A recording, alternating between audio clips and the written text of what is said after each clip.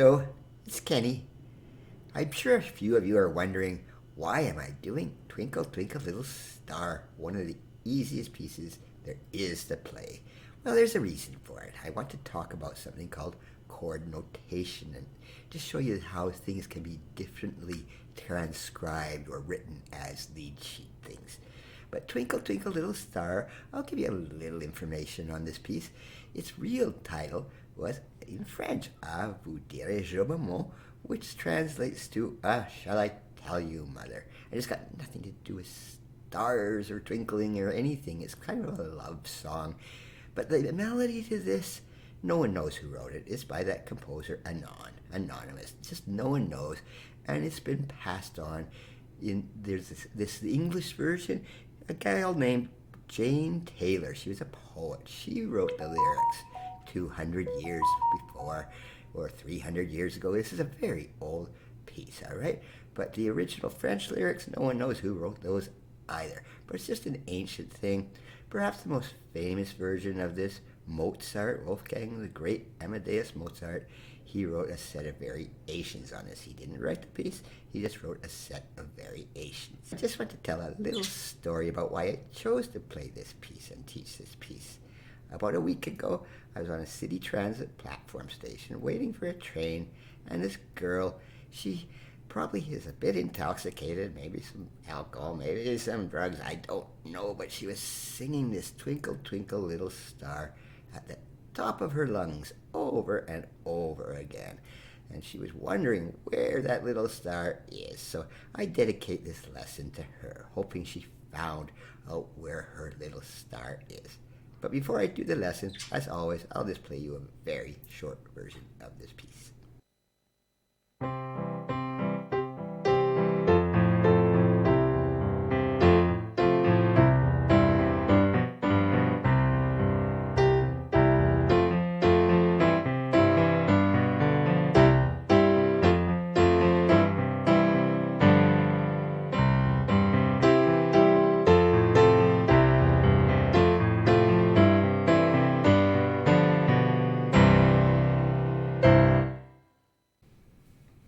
Now, as I said, this piece is very simple to play, all right?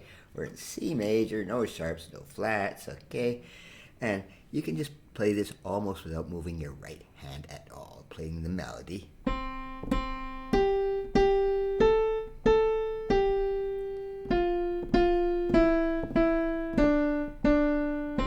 Okay, it only has 6 notes in the entire melody, all right? And you should be able to actually pick this one out by ear if you've been practicing your ear training at all, because when people learn the perfect fifth, it's usually Twinkle Twinkle Little Star that they use to memorize what that perfect fifth sounds like, all right? Your first fingering, you can just do whatever you want. But then at this point, just stay what I call the basic position.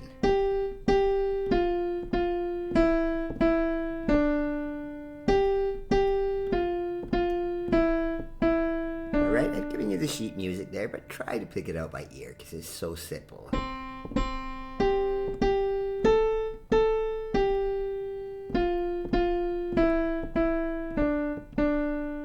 Just that simple. Now to add the chords, very simple too. We got C, F, and G. Only 3 chords in this whole piece. You got your C chord, your F chord, and your G chord. All right, if you've been doing your triads, your technical lessons, you'll have no problems playing those chords. All right, so just add them to the melody.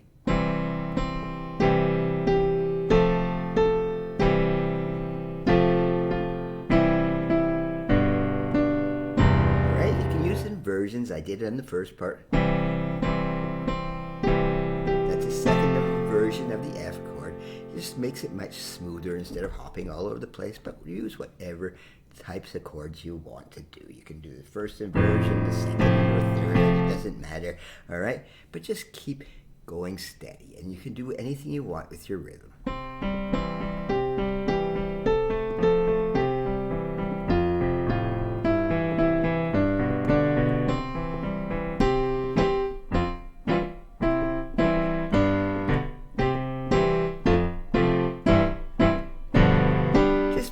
free to do whatever you wish rhythmically with that piece, all right?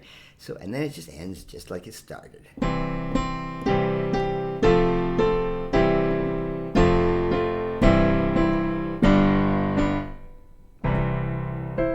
Okay, so that's the very simplest version I have for you of this, all right? This is what's called, this is when I spell out the chords. It's the easiest way to see exactly what chord you're going to play. But now I'm going to switch it up a tiny bit. Now the second type of notation is numeric ones. And as you'll notice, I've put in Roman numerals in here. 1, 4, and 5. And that's exactly the same as the C, F, and G, except I'm not exactly stating play a C, F, or G. You gotta figure it out yourself, which makes this a little more tricky, but I'll show you there is an advantage to learning this notation. Number one, it gives you an idea of where the chord lies in the scale, all right? The C chord is the tonic chord in the key of C major. And then the F chord, the 4 chord, is what's called the subdominant. And the 5 chord is the dominant, all right? Those are very common terms. Now, always the 1 will be the tonic, the 4 the subdominant, and the 5 the dominant, okay? So it makes you think a little more, all right? You have to really think, what is the 1 chord in the key of C major? Well, just do your C scale. It's the one starting on the first note, and the one starting on the 4th note is the F there, and the one starting on the 5th is the G. All right, so this is exactly the same thing as when I wrote out C, F, and G. You just got to think about it a bit more. But where this comes in useful is in changing keys. Now in this version, I've changed the key to G major, which has 1 sharp, all right? So you know that scale.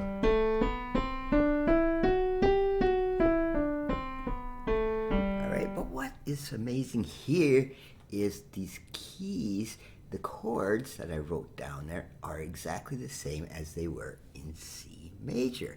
Now you just got to figure out in G major, what are those chords? So as I said before, the tonic, all right? That is the one starting on the 1st note. And what is the 4 chord? Just go up to the 4th note of the scale. There it is. That's your subdominant, the 4th chord. And one more up and you got the 5 chord, all right? Which just happens to have that F sharp in it because that's in its scale. All right, these are the exact same chords. All right, and the melody, very simple. You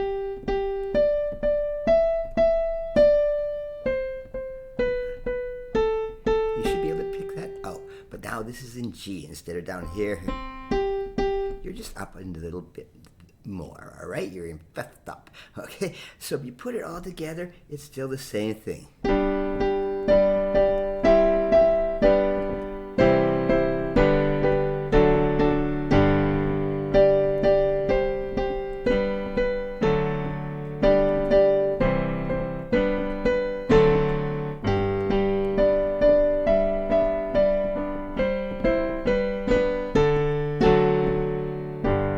You might notice I put in a couple 7th chords in there. You're always welcome on the dominant chord to put in the 7th because it resolves so nicely. But the whole key to this kind of notation is changing it, is you can change keys very easily. If you wanted to go to F major all of a sudden,